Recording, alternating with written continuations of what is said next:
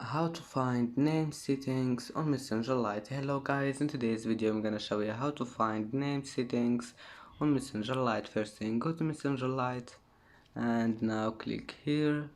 Click this settings icon in the top corner and now just go down, and here you will find this one, account settings, and then click personal information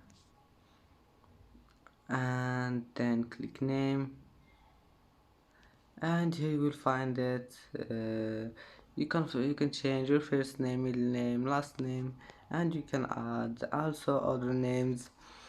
And that's how to find name settings on Messenger Lite, and that's it for today's video.